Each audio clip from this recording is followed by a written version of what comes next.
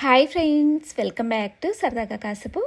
ఈరోజు మన రెసిపీ వచ్చేసి స్నాక్స్ రెసిపీ అండి. Instant snacks recipe. ఒక కప్పు అటుకులతోటి అప్పటికప్పుడు ఈజీగా మనం ఇలాగ స్నాక్స్ని ప్రిపేర్ చేసుకోవచ్చు. టేస్ట్ అయితే చాలా బాగుంటాయి. చాలా తక్కువ ఆయిల్తోటి ఎమ్మీగా స్నాక్స్ని ప్రిపేర్ చేసుకోవచ్చు. ఇలా చేసుకుని ఈవినింగ్ టైంలో టీ టైం స్నాక్స్గా తీసుకోవచ్చు.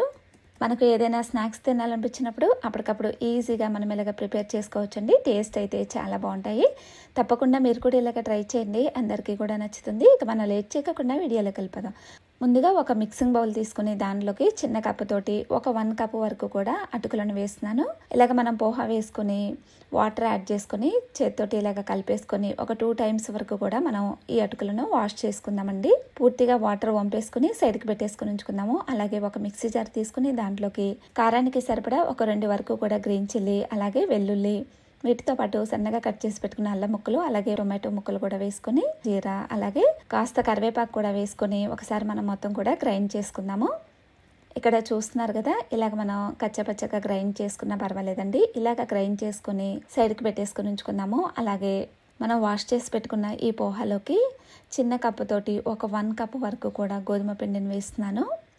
అలాగే అదే కప్పుతోటి ఒక 1/2 కప్పు వరకు కూడా శనగపిండిని వేస్తున్నాను. అలాగే కట్ చేసి పెట్టుకున్న ఆనియన్ ముక్కలు, వీటితో పాటు రుచికి సరిపడా సాల్ట్, అలాగే రుచికి సరిపడా కాస్త కారాన్ని కూడా యాడ్ చేస్తున్నాను. అలాగే ఇప్పుడు మనం గ్రైండ్ చేసి పెట్టుకున్నాం కదా, ఈ పేస్ట్ వేసుకుందామండి.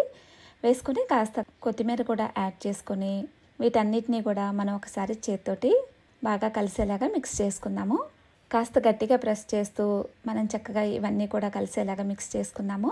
ఇలాగ కలిపేసుకున్న తర్వాత ఇప్పుడు మనం దీంట్లోకి లైట్గా వాటర్ యాడ్ చేద్దాము.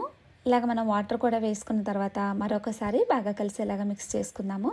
ఇక్కడ చూస్తున్నారు కదా, ఇలాగ మనం పిండిని బాగా కలిసేలాగా మిక్స్ చేసుకోవాలండి. సాఫ్ట్గా ఉండాలి పిండి. ఇలాగ మనం రెడీ చేసుకున్న తర్వాత ఇప్పుడు కొంచెంగా పిండిని తీసుకుంటూ చిన్న బాల్లాగా చేసుకుందాము.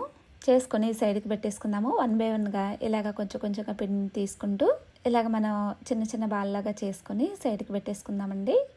ఇలాగ అన్నిటినీ కూడా రెడీ చేసుకున్న తర్వాత ఇప్పుడు మనం కాస్త ఆయిల్ను చేతికి అప్లై చేసుకుందాము. చేసుకొని ఆ బాల్స్ని తీసుకుని ఇలాగ మనం చేతితోటి కాస్త లైట్గా ప్రెస్ చేస్తూ సైడ్స్ ఏమీ క్రాక్స్ లేకుండా చిన్న అప్పాల్లాగా చేసుకుందామండి. రెడీ చేసుకొని ప్లేట్లోకి పెట్టుకుందాము. అలాగే ఇదే విధంగా మిగిలిన వాటిని కూడా చేసుకుందాము. కొంచెంగా ఆయిల్ని అప్లై చేసుకుంటూ చేతికి ఇలాగ మనం చిన్న అప్పాల్లాగా చేసుకుందాము. సైడ్స్ క్రాక్స్ లేకుండా వీడియోలో చూపించిన విధంగా చేసుకున్నామంటే చక్కగా వస్తాయి. ఇక ఇదే విధంగా మిగిలిన వాటిని కూడా చేసుకుని ప్లేట్లోకి పెట్టేసుకొని సైడ్కి పెట్టుకుందాము. ఇంకో సైడు స్టవ్ ఆన్ చేసుకుని ఒక ప్యాన్ పెట్టేసి హీట్ వచ్చిన తర్వాత ఇక్కడ నేను ఒక 4 వరకు కూడా వేస్తున్నానండి. వేసుకొని లైట్గా ఆయిల్ అప్లై చేసుకుందాము. అన్నిటికీ కూడా ఇలాగ ఆయిల్ వేసుకున్న తర్వాత ఫ్లేమ్ని లో ఫ్లేమ్లోనే ఉంచేసుకొని మనం వీటిని ఫ్రై చేసుకుందాము. మధ్యలో కదుపుతూ మనం వీటిని ఫ్రై చేసుకుందామండి. కాసేపటి తర్వాత ఒకసారి టర్న్ చేసుకొని చూసుకుందాము. చక్కగా చూస్తున్నారు కదా, మనకు మంచిగా ఫ్రై అయిపోయాయి. ఇలాగ అన్నిటిని కూడా టర్న్ చేసుకుని 2 వైపులా కూడా మనం మంచిగా ఫ్రై చేసుకోవాలి.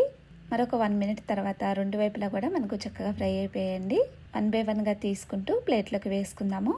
ఇలాగ రెడీ చేసుకున్న తర్వాత ఇప్పుడు మిగిలిన వాటిని కూడా 1 బై 1గా వేసుకొని లైట్గా ఆయిల్ అప్లై చేసుకొని లో ఫ్లేమ్లోనే ఉంచుకొని 2 వైపులా కూడా మనం చక్కగా ఫ్రై చేసుకుందాము.